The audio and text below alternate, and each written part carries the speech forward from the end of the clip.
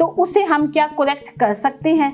क्या सिर्फ hormonal imbalance की वजह से काउंट पे इफेक्ट आ रहा है? ये प्रॉब्लम आती है कि उसके सीमन एनालिसिस में जरासीम नहीं निकल रहे होते या जीरो काउंट आ रहा होता है।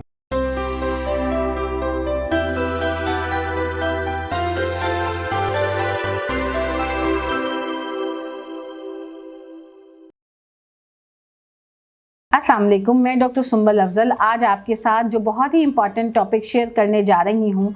जो सवाल बहुत ज़्यादा मेरे क्लिनिक पे लोग मुझसे पूछते हैं कि क्या डॉक्टर साहब मेल में मेरा स्पर्म काउंट ज़ीरो है, मतलब मेरे जरासीम नहीं हैं, तो क्या हमारा हमल हो सकता है? क्या हम बच्चा पैदा कर सकते हैं? क्या हम माँ बाप बन सकते हैं नेचुरल तरीके से? तो इस वीडियो में मैं आपको बताने जा रही हूँ, हाँ, ऐसा नहीं है कि हर पेशेंट जिसका भी स्पर्म काउंट ज़ीरो हो या जरासीम ना हो तो उनमें हमल नहीं हो सकता, उनमें भी नेचुरल तरीके से हमल हो सकता है। इसमें वजूहात क्या क्या शामिल हैं, क्या क्या रीज़न्स हैं जिनको हम देखने के बाद ये बता सकते हैं कि इनका इलाज मुमकिन है।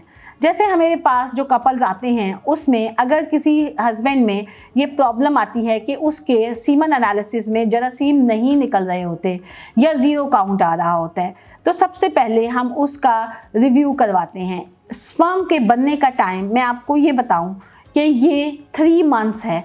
मतलब अगर हम कोई दवाई देते हैं या सप्लीमेंट देते हैं या कोई ऐसी मेडिसिन देते हैं जिससे उनका बेहतर रिपोर्ट आ सकती है, तो कम से कम कपल को 3 माह तक ज़रूर वेट करना चाहिए।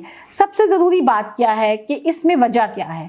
देखिए, हर जो सीमन एनालिसिस है उसकी रिपोर्ट को चेक करने के लिए कुछ टेस्ट करवाने पड़ते हैं। हमें देखना पड़ता है कि ये काउंट नील क्यों है, क्या वजह है। बाज़-औक़ात अगर आपका बचपन में कोई इन्फेक्शन हो, कोई फीवर हुआ हो, कोई सर्जरी हुई हो, तो उसकी वजह से वक्ती तौर पे आपका काउंट ज़ीरो आ रहा होता है। उसे हम ऑब्स्ट्रक्टिव कहते हैं कि ये ऑब्स्ट्रक्शन की वजह से सीमन में जरासीम नहीं पाए जा रहे।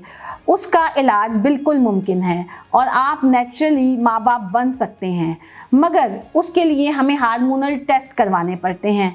जैसे हम फीमेल में टेस्ट करवाते हैं उसी तरह से मेल में भी टेस्ट करवाते हैं कि उसके हार्मोन्स देखते हैं कि हार्मोनल लेवल पे प्रॉब्लम तो नहीं है, थायराइड का इशू तो नहीं है, और अगर उसके हार्मोनल लेवल पे प्रॉब्लम है तो उसे हम क्या करेक्ट कर सकते हैं?